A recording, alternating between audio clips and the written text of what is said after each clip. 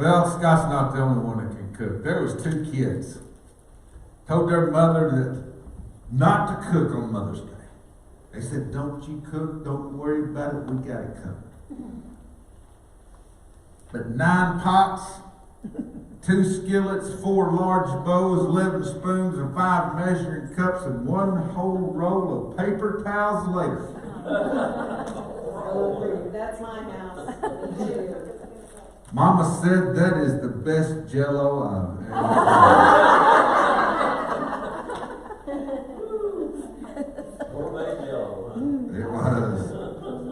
It was. A man from out east, and I'll just go ahead and tell you right now, do y'all know where Jim was from? New York. Jim was from New York. And he was in Shiloh for a long time. And yep. Boy, yeah. Yep. But a man from out east had always had a dream of owning his own cattle ranch. So finally he saved up enough money and he bought his dream. His dream spread in Wyoming. Well, a friend of his flew out, and I'll probably say Arkansas, but a friend of his flew out and to visit him. And he asked, he said, so, what did y'all name the ranch? And his buddy told him, he said, well, we really had a hard time coming up with a name for the ranch. He said, my wife and I, we just couldn't settle on and agree on any certain thing. So we finally settled on this. We called it the Double R, Lazy L, Triple Horseshoe, Bar 7, Lucky Diamond Ranch. His buddy said, wow, that is amazing. How did you come up with that? He said, oh, it's just something. He said, that's real impressive. He said, but let me ask you something. He said, where's all the cows? And the new rancher replied, he said, well, we had quite a few. But he said, but none of them survived the branding.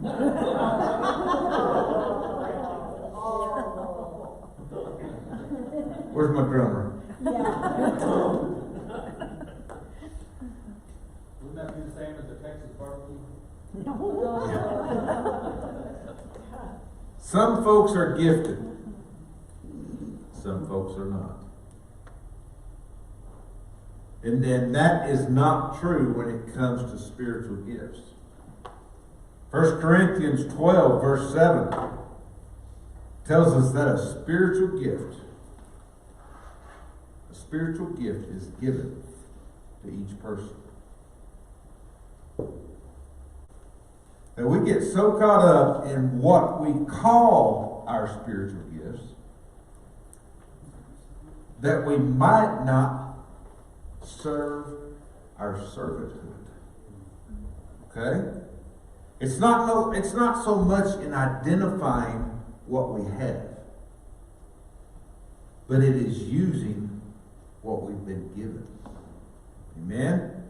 1 Peter 4, verse 10 tells us God has given each of you a gift from his great variety of spiritual gifts. Use them well and serve one another. But we're going to look at Matthew 25 today.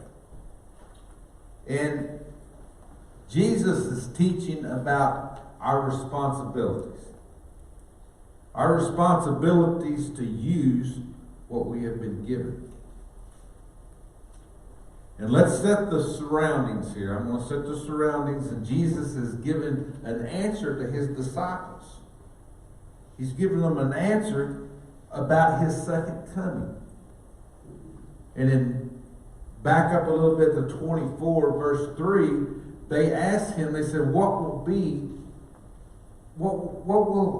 happen when what will be the signs when all these things happen? And Jesus warns them to be on guard.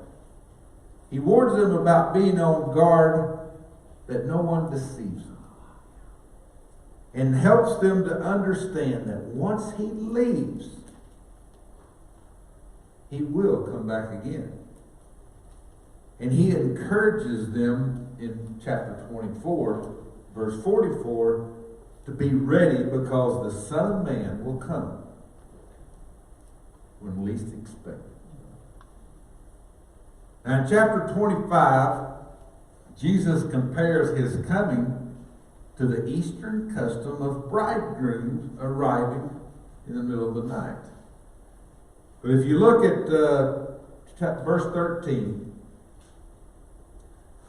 he finishes this parable here that he talks about the bridegroom. He finishes it in verse 13. He says, you must keep watch. You don't know the day or the hour of my return.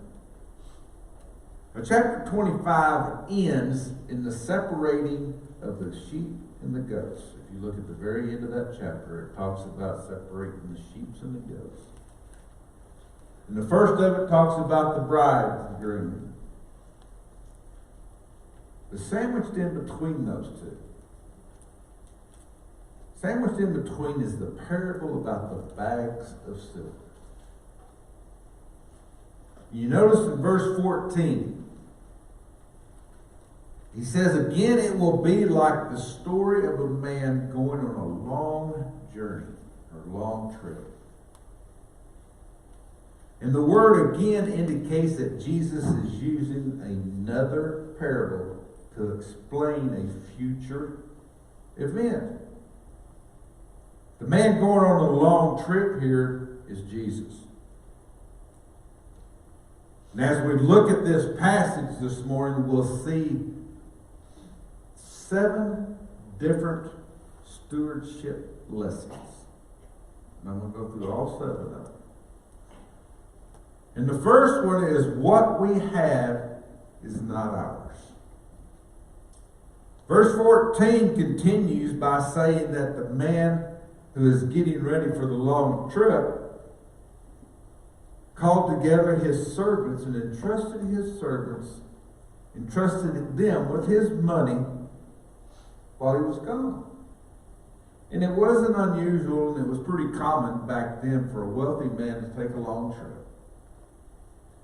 And before they left for the trip, they would arrange for somebody to take care of picking up the mail and feeding the animals and stuff, just like what we do.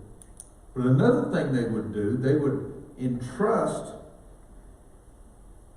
and delegate their wealth to one of their trusted employees. And they were to have control over this, and they were to take it and invest it and multiply it and increase it while the master was gone. And given the uncertainty of the transportation back then, you couldn't set a time on when you would be back or anything like that. The time of their return, even if it was a well-planned trip, was open-ended. They never knew when the master would be back. So there was no doubt that the property or the money still belonged to the master. But the servants was the possessor of it. They weren't the owner. Their job was to manage what they were given. Likewise, we must remember that everything that we have has been given to us and is not really ours anyway. Psalms 24, verse 1 says, the earth is the Lord's, and everything in it, the world and all its people, belong to Him. He has the rights, and we have the responsibilities. He's the master. We are the manager. We are the servant. Everything belongs to the Lord, and until we recognize that, we won't be good managers of what we have been entrusted with. Our days are in His hands. Our gifts, our abilities are on loan from Him. Our money in the bank is an advance from the Almighty. Our houses, our cars, our clothes, every possession we have doesn't belong to us. We really don't own anything. You say, well, I've got 100 acres over here. No, you don't. You're just a caretaker. You're just a caretaker. It don't belong to you. You didn't create it. You're just taking care of it. The second thing is we're given what we can handle. In verse 15, back to chapter 25, verse 15, we see that the master gave some silver to 3 of his servants. He gave 5 bags of silver to one, 2 bags of silver to another, 1 bag of silver to the last one. Dividing it in portions to their abilities. He then left for his trip. Now this parable is the first reference to how to invest our money. Okay? There were 2 guys, 2 businessmen, two men who crashed their private plane in the South Pacific on a desert island. Deserted, or whatever. Why do they call them desert islands? I mean, they got water all the way around. On a deserted island. And one of the men began running all over the island to see if they had any chance of survival. And when he returned, he ran up to the other man and he screamed, "This island is inhabited. It has no food, it has no water anywhere on it. We're going to die." The other man just crossed his arms, leaned back against the fuselage of the crashed plane and said, "I make over $100,000 a week. We're going to be okay." The other man responded, "We're going to die." He says, "No, we're not." He grabbed him and he shook him and he said, "Listen to me. I'm telling you, this island is deserted. There is nothing on it." The man, still unfazed, said, "I make over $100,000 a week. We're going to be okay. We're not going to die." Well, the second man, he's getting kind of irritated with this mess. He said, "Listen, I'm going to tell you one more time. I don't care how much money you make. There's nobody here that is going to help us. We're doomed." The man, still unfazed, he said, "Listen, I'm going to tell you one more time. I make over $100,000 a week.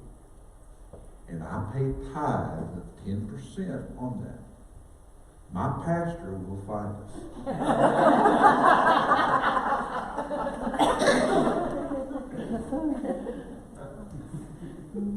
Yep. Well, let me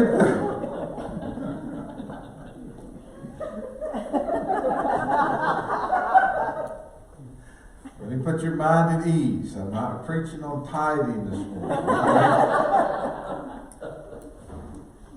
But this parable is the first reference to how we invest our money.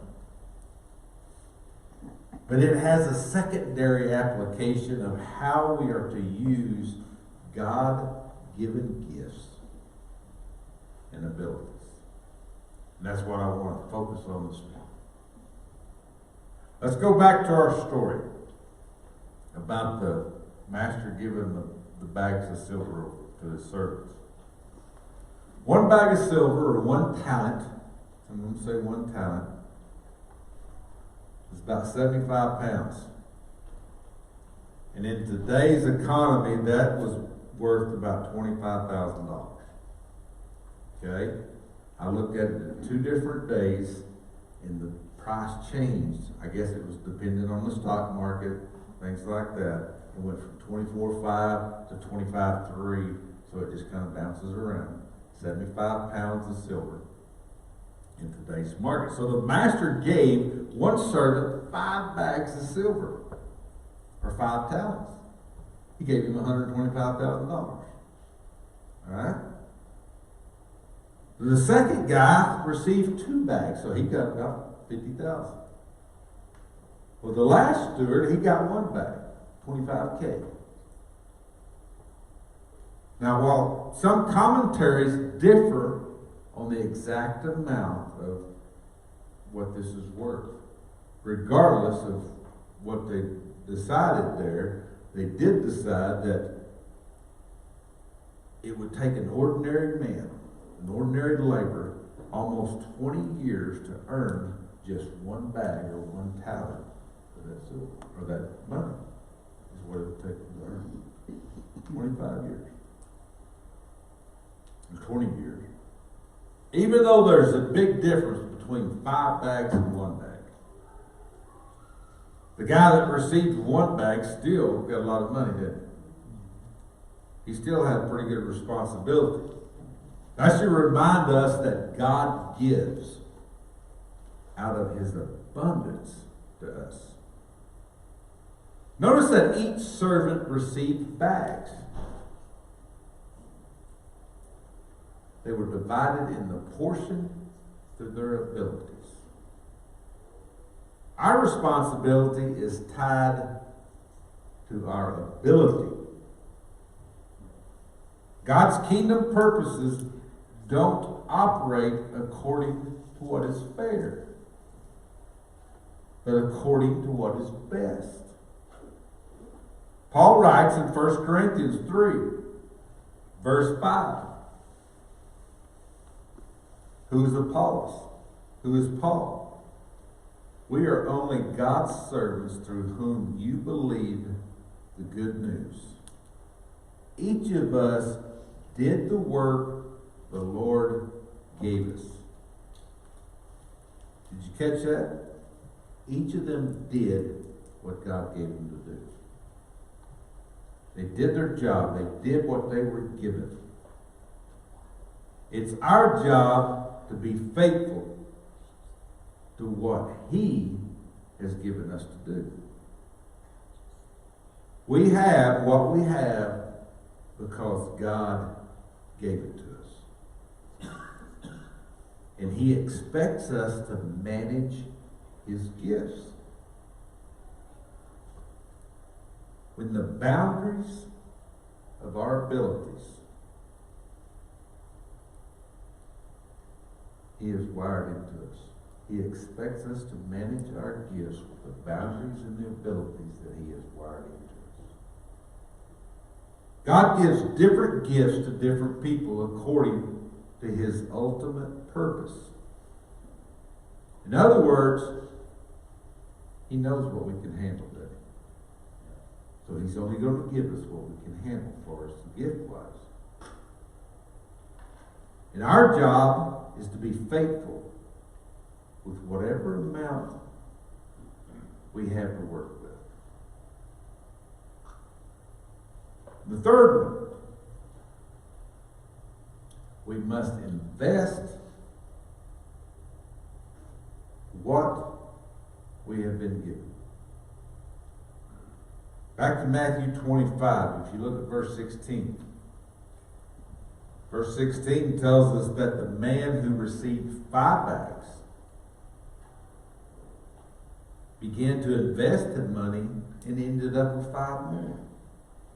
He didn't waste any time, but he immediately went to work on his investment strategies. And what did he do? He doubled his master's portfolio, didn't he?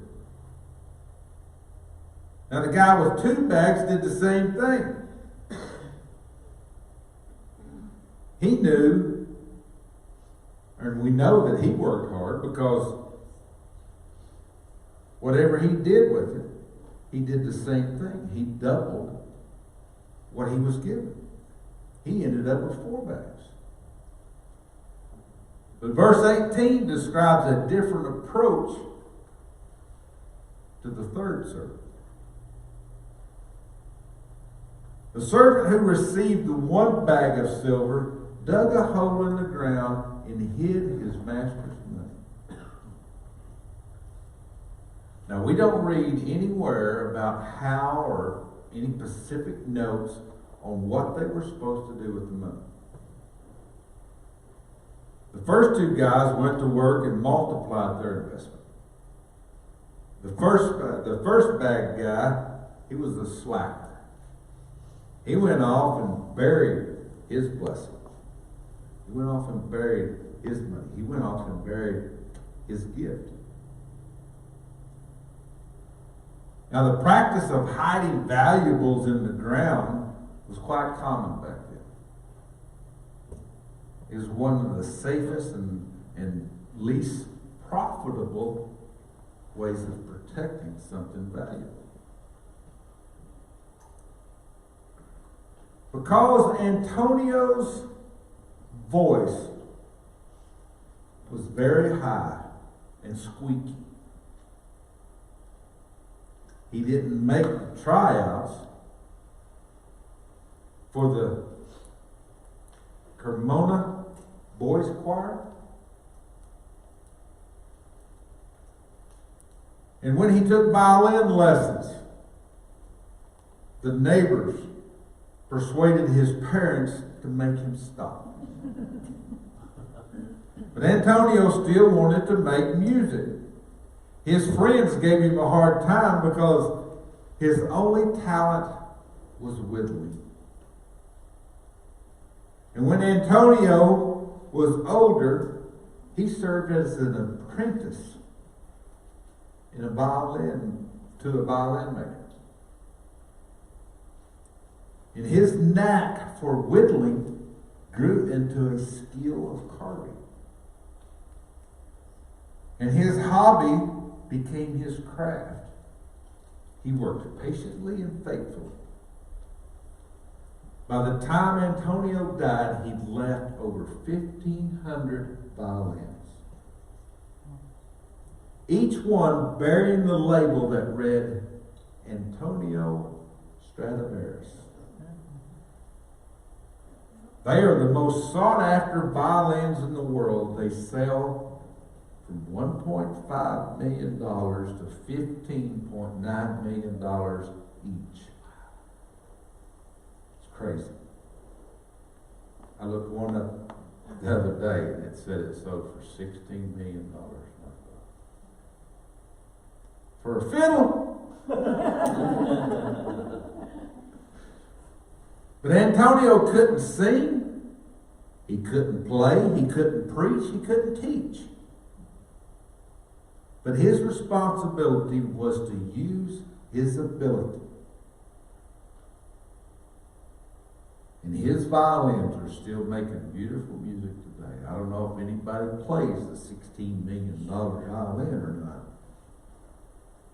I wouldn't even want to get close to that thing. But our priority is God's gift to us. What we do with it is our gift to Him. Look at that picture that I put on the front of that announcement sheet. Basically says about the same thing. Zig Ziglar once said, "You are the only person on earth who can use your abilities." Makes sense, doesn't it? I have that on my bathroom wall, by the way. Do you really? I do. Framed on it. I've had it for years. Neat. So are you investing what you've been giving, regardless of how much it is? Or have you buried your blessing and kept it hidden from others? The fourth thing I want to look at is a day of accountability is coming. Now I'm going to use a 3-letter dirty word here. 3-letter dirty word, okay? Y'all trying to figure out what it is. None of us want to be audited by the IRS. Do we?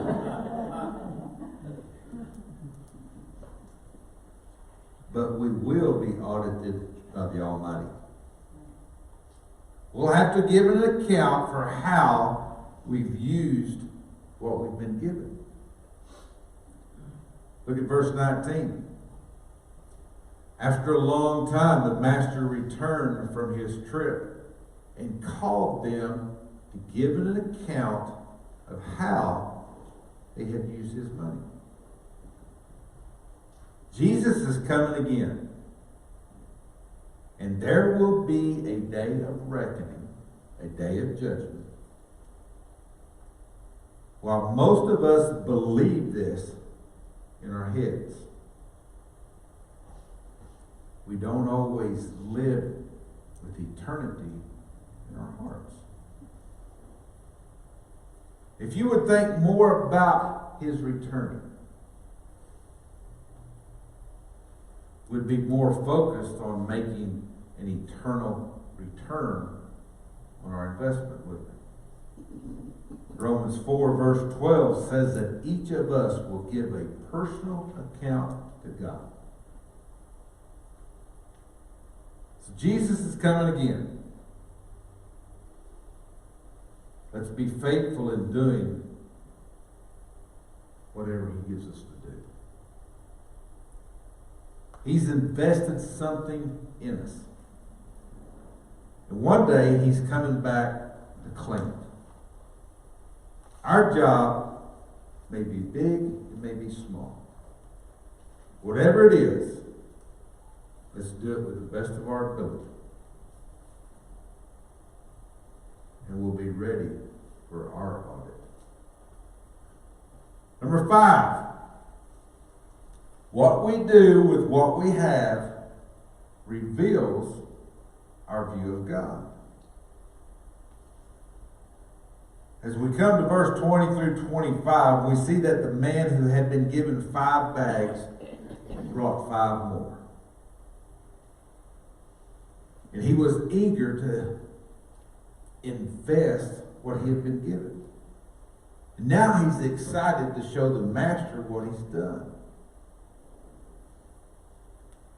He can't wait to present what he has done because he wants to be pleasing to his owner. The man with 2 bags approaches this tally time with the same excitement. The master is thrilled with both of them because he just demonstrates that by telling both of them the same thing. In verse 21 and 23, he says the same thing to either one of them. He says, "Well done, my good and faithful servant. You have been faithful in handling this small amount, so now I will give you many more responsibilities." The master increased their resources after they had proven themselves faithfully, didn't he? Jesus said the same thing in Luke 6, verse 38. He says, "Give and you will receive." These 2 faithful servants received affirmation. They got a good job. They got a attaboy. Well done. I appreciate your good work and your faithfulness. And they received a promotion. Since they were since they'd done well with what they were given, they were going to be given even more responsibilities, more opportunities for growth. Likewise, when we see God for what he is, we want to be faithful. And we'll want to focus on doing good. God is looking for faithful people. Those who properly manage their resources. When we're responsible for what we've been given, we'll be given even more responsibilities. Now, the one bag guy came a bit more reluctant to the master. As he said in verse 24, I knew that you were a harsh man. We could translate that I always knew. But the two bad guys, they were focused on the master and on his return. They told him, Master, you gave us silver to invest, so here it is. But that poor little old third guy, the third bad guy, the one bad guy, the third servant, whatever we want to call him. I've been calling him the one bad guy. He had a wrong view of the master. He had his mind made up even before he received his bag of silver. He looked at the master as someone who was hard and harsh instead of loving and generous. Some of us may be secretly angry with God because we think He didn't do something. Or we think He did something else. And we think that He should have done it this way. Our preconceived notions prevent us from seeing Him as a God of grace. And as a result, maybe we refuse to serve Him with what He has given us. When we blame God, we end up burying our blessings. And in verse 25, the man said the reason that he didn't do anything with what he had been given is because he was afraid. He decided to play it safe, didn't he? He hid his money so it wouldn't be lost. And he accomplished exactly what he set out to do. Nothing. Have you ever heard the saying that if you aim at nothing, you'll hit it every time, won't you? A wrong view of God always leads to fear. A right view of God always leads to faith. Courage isn't the absence of fear. Courage is moving ahead in spite of your fear. The first two guys were probably a little afraid themselves, weren't they? But because they knew their master's character, instead of being frozen by fear, they stepped out in faith.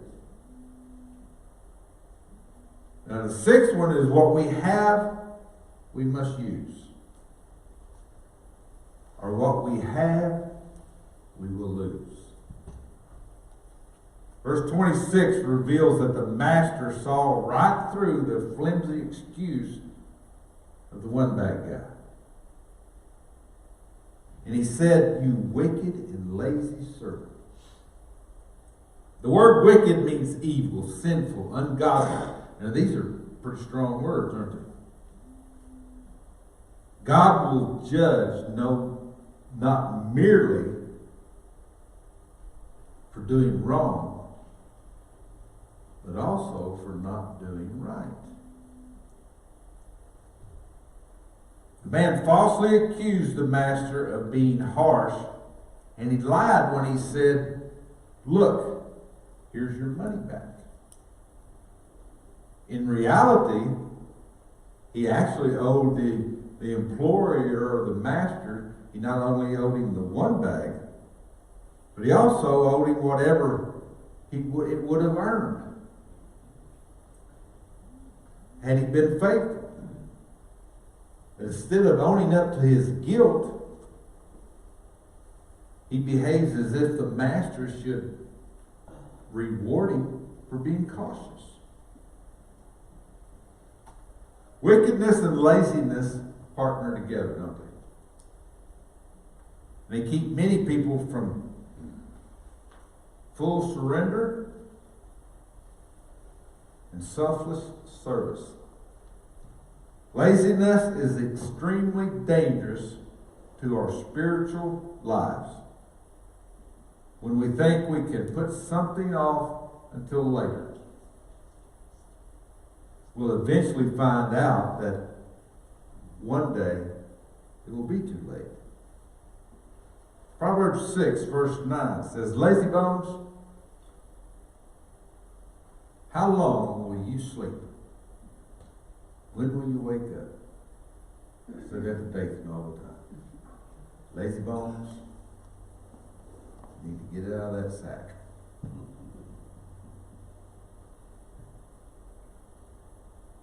Chapter 13, verse 4, Proverbs says, lazy people want much, but get little. But those who work hard will prosper. Because the third guy didn't use what he had been given, he lost it, according to verse 28, didn't he? He said, verse 28, chapter 25 said, "Take the money from this servant and give it to the one who has the 10 bags." It's the use it or lose it principle here. Don't hold on to what you have. Develop it, strengthen it, multiply it by using what you've been given. Number 7. I know y'all been waiting on lucky number 7. Who you know and what you do will lead to either abundance or agony in the next life. Verse 29, we learn that those who are faithful with the little things will have an abundance. They'll have an excess. They'll have more than enough. Those who use well what they are given, even more will be given. Those who have been given themselves to full surrender and selfless service will be given even more opportunities. But on the other hand, those who bury their blessings, bury their gifts, will face anguish and pain. Jesus finishes this parable in verse 30 by saying that the worthless servant will be thrown out into outer darkness, where there will be weeping and gnashing of teeth. But a believer has wealth. He's not worthless. He has wealth because of their faith. This servant lived in the master's house, but he didn't know him. He didn't love him. A distinguishing mark of a true Christian is service and giving.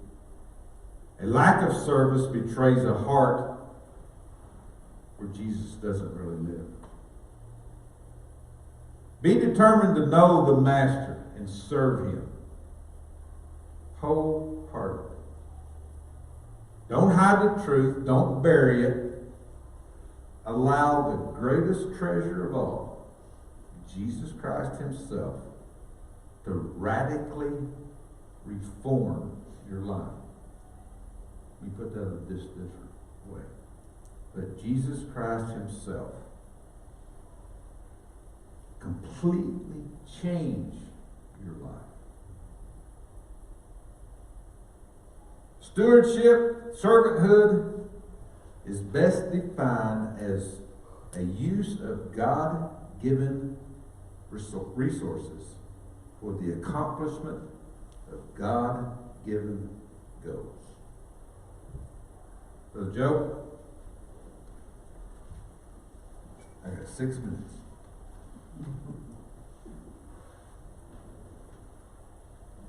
So how do you line up with these 7 principles? What we have is not ours. We're given what we can handle. We must invest what we've been given. A day of accountability is coming. And what we do with what we have reveals our view of God. What we have we must use, or what we have we will lose. And who you know will lead to either abundance or anguish in the next life. Have you ever watched that boring show called the Antique Roadshow? Yeah. People bring stuff, bring junk. They bring their good stuff on this show to the appraiser to find out how much it's worth. And many times those who have lavish items come to the show thinking that they got a huge treasure, don't they? And more often than not, they find out that their treasure is either a forgery or duplicate. And worth very little. Then there are those who come on the show with a small trinket. They're just happy to be on the show. You know, they're just tickled pink just to be there. And they show up with a small trinket or a painting that they found in the dusty old attic. And they're just happy to be there, but these people discover that what they have, their item is worth far more than they ever thought. The people who had hopes of hitting it big with their extravagant item are a bit like we are. When we think we can impress God with what we have. But on the other hand, some of us think that we don't have much. But what we have is really a treasure from God himself. Our responsibility is to use our abilities to invest in God's kingdom purpose. Jesus has placed his business in our hands and will return someday to judge our faithfulness.